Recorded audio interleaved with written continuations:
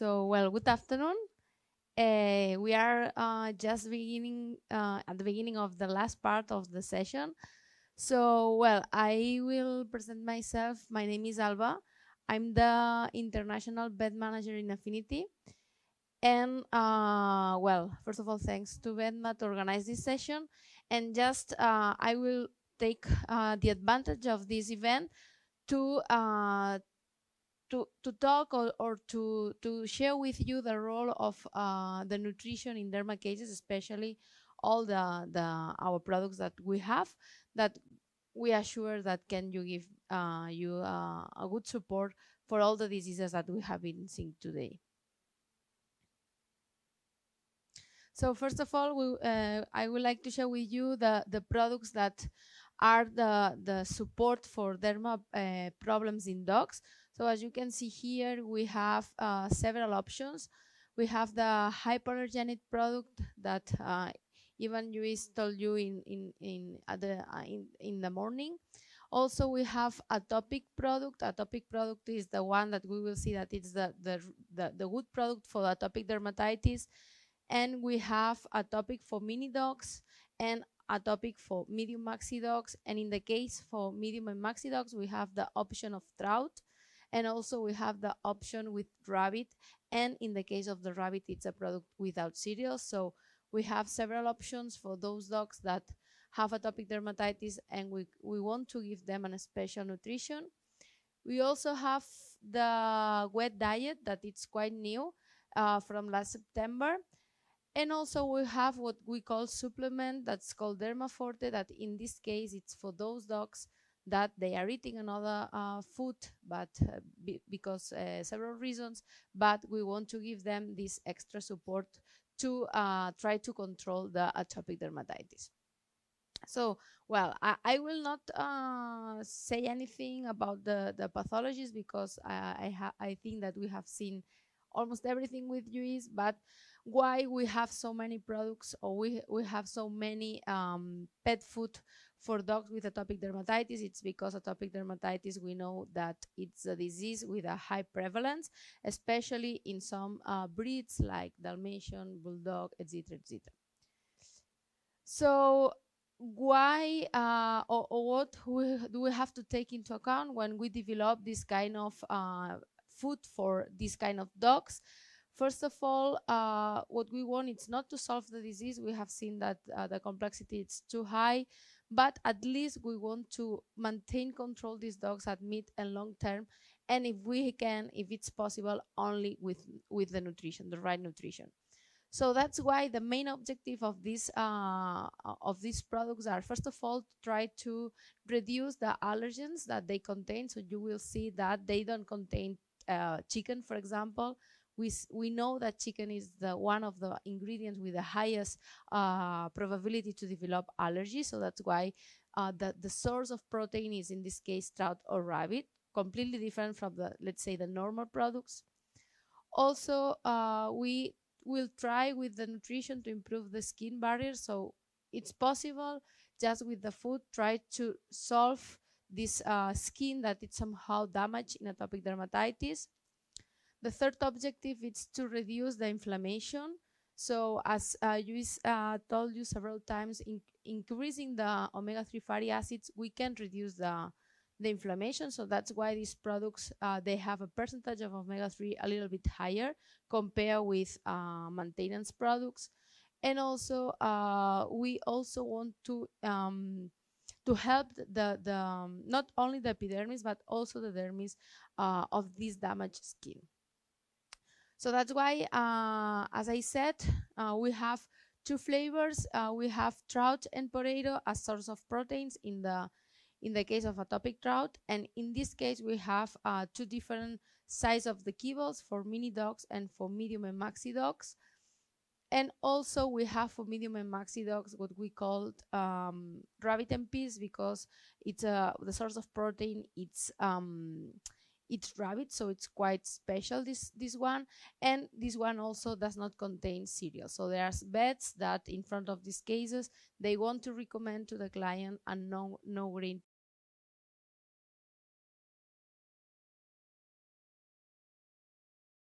improve the skin of these animals. First of all, we increase the omega-6 fatty acids. So the omega-6 fatty acids, especially linoleic, it's the one that keeps the keratinocytes of the epidermis together. So if we increase these omega-6 fatty acids, what we will try to do is to help the epidermis to be healthier. And also we have seen that aloe vera, that it's also used in humans, if we give to the dogs through nutrition, it can help also to increase the fatty acids of the skin, and as a result, we can improve the health of that skin. Third objective, to reduce the inflammation. So it's quite important in these dogs to reduce the pruritus and the inflammation.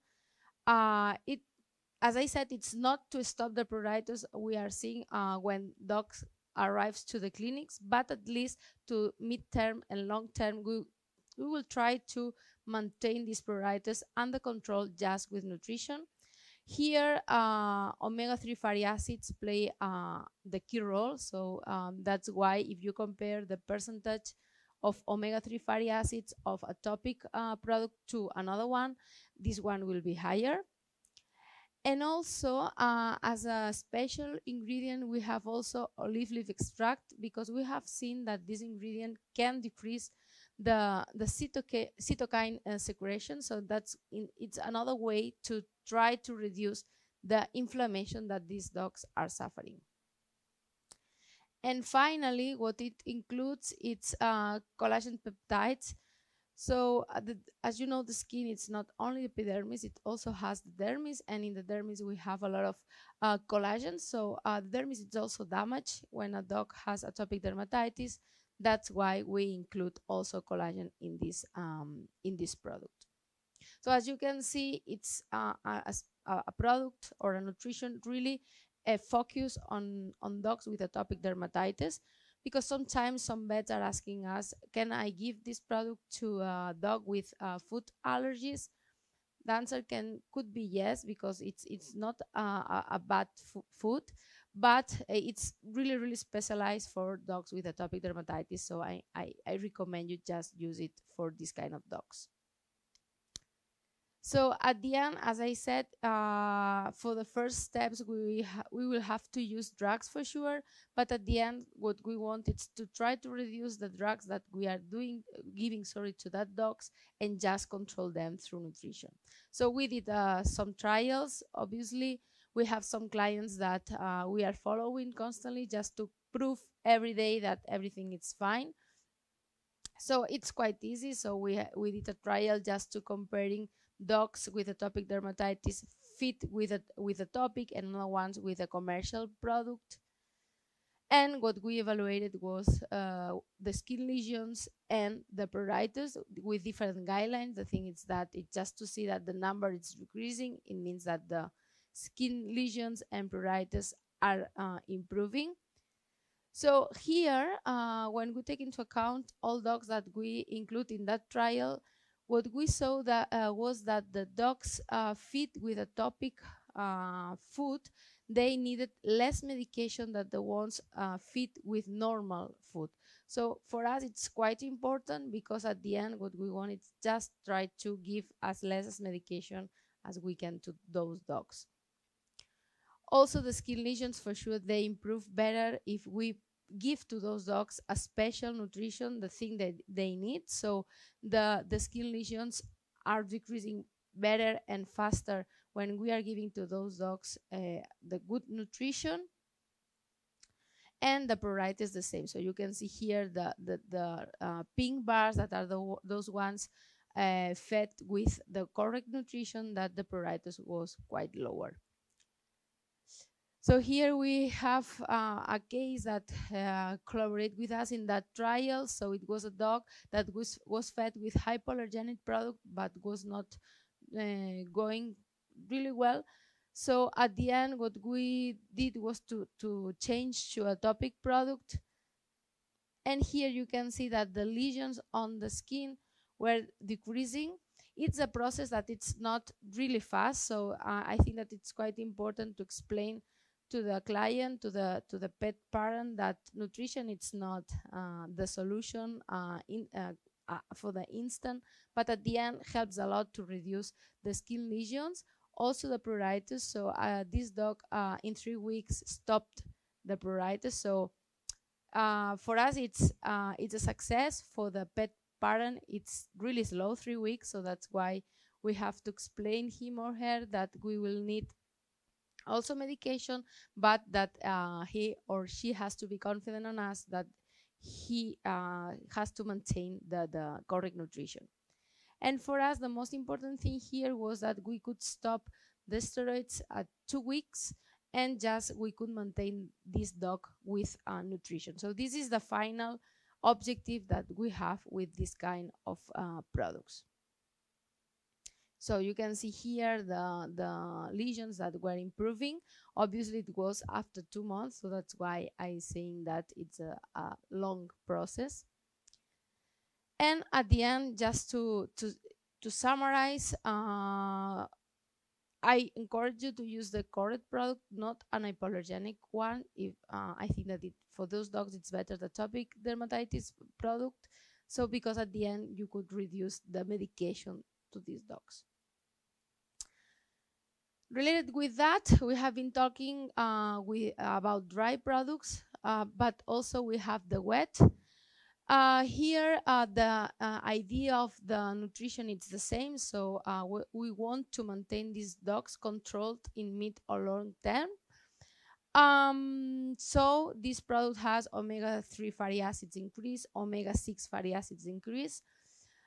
Also, it has aloe vera, collagen peptides. Here, I will explain you that the main source of protein, it's not trout, it's turkey, because it's impossible to use trout with a wet product just because the texture of the product it's not really good.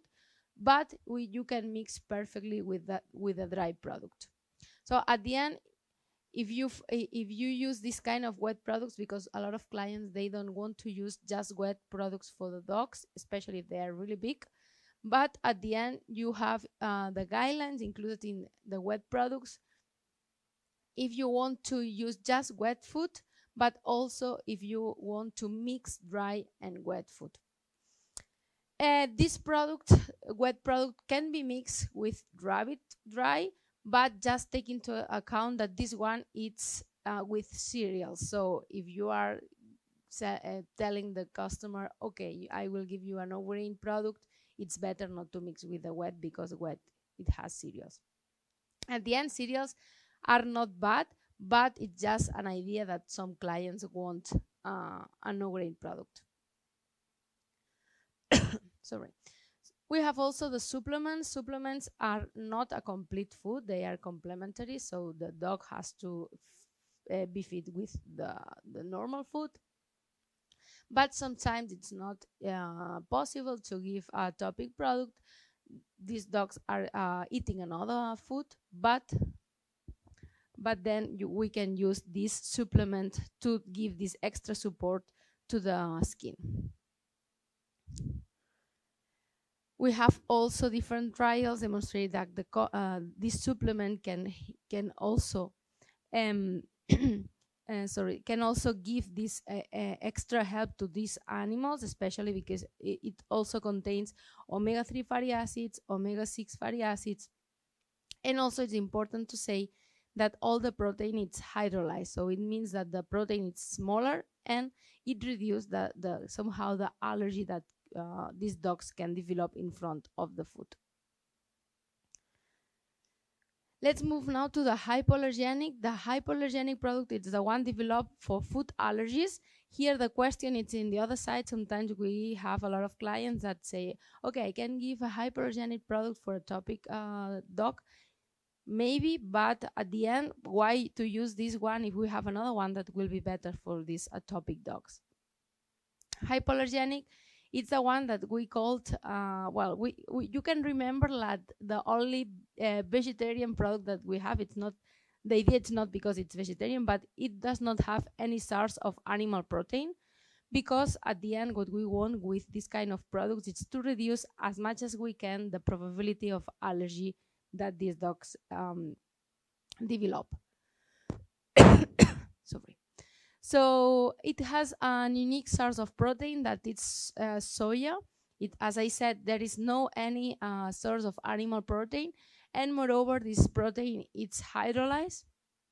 So it means that the pieces or proteins are smaller compared with the normal protein, and in this sense, the probability of allergies is really, really, really low. It also contains a unique source of carbohydrates that it's pure cornstarch. Normally, the starch is in cornstarch. It's included in a lot of products, but it's not pure. So, but in this case, we have an extra process for this starch to be sure, sorry, that there is no any trace of proteins. And the fatty acids are medium chain ones because these ones are better to digest. So normally these dogs that they have food allergies, they have somehow problems to the digestion. And in this sense, we have seen that the triglycerides coming from the coconut, they are really good. They are easy to digest, and other ones that we are including in this product. So the main question we have here is when we use atopic or hypoallergenic. So at the end, it's okay, atopic for atopic dermatitis, a hypoallergenic for food allergies, but sometimes it's not so easy to know if the dog that we have in our clinic is suffering one or another disease. Luis told you how to do an elimination test, and at the end, what this slide is saying, it's the same. So let's try with hypoallergenic for 8 to 13 weeks, and if it's working, we probably know that it's a food allergy. If it's not working, probably this dog will be suffering atopic, so we can move to atopic.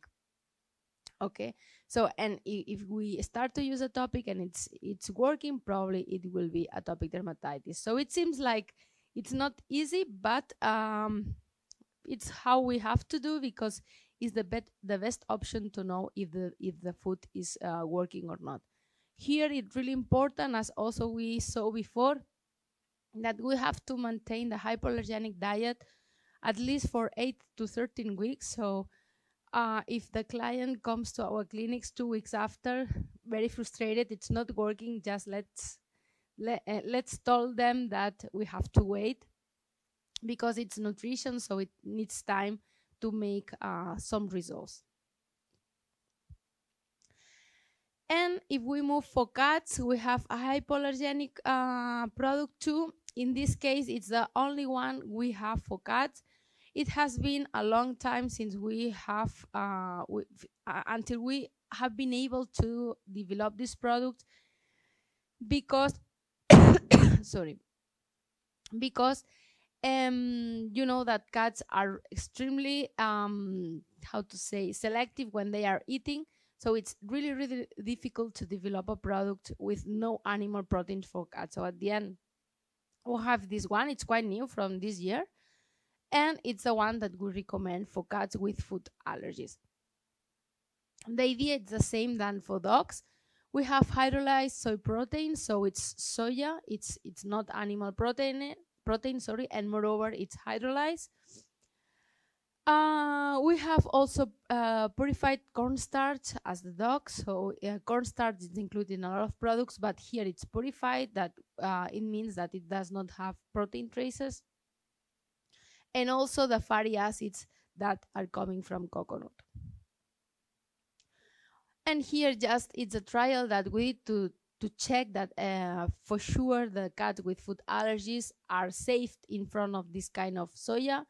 And you can see that the ones that are allergic to soya, if we feed them with a hydrolyzed soya, even those ones are not reacting against this soya that is included in hypoallergenic. So hydrolyzed soya that we include both for dogs and for cats is really safe to give to these animals that are suffering somehow food allergies.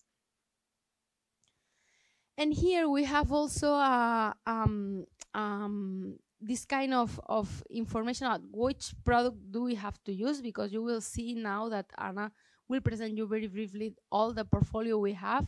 So this product, it's mainly developed for food allergies.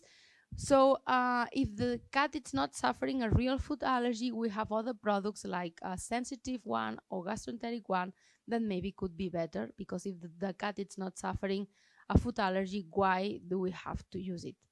Okay, so you will see that if it's not a food allergy, we have these two options that are the gastroenteric one or the sensitive one.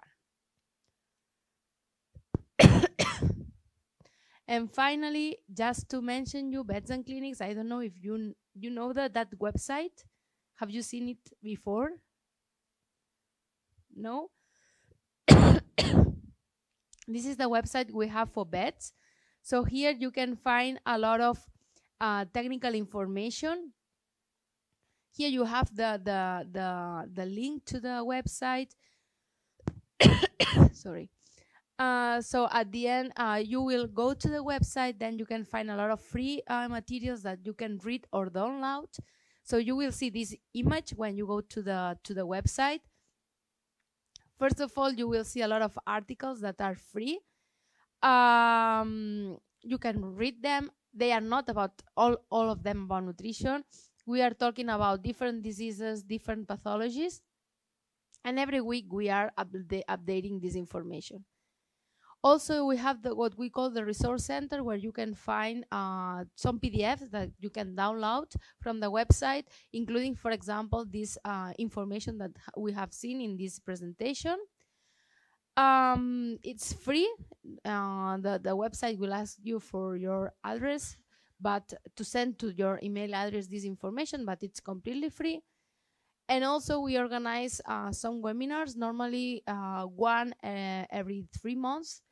And in that sense, you have two options. You can connect directly to the webinar. Normally it's at 6 p.m. But if not, if you are not able that day, you can connect to YouTube channel and you can see when you want. So at the end now, if you go to Beds and Clinics channel on the YouTube, you will see that we have around 12 webinars in English. We have a lot of Spanish, but we are working on that also in English. Okay, this is the Beds and Clinics channel on the YouTube. So if you go to the playlist, you will see English webinars playlist, where you can find all of them that we have been doing. In fact, in 2 weeks we have one about urinary problems in cats, also with a vet coming from Spain. So I encourage you to join us. If not, you can connect to that website.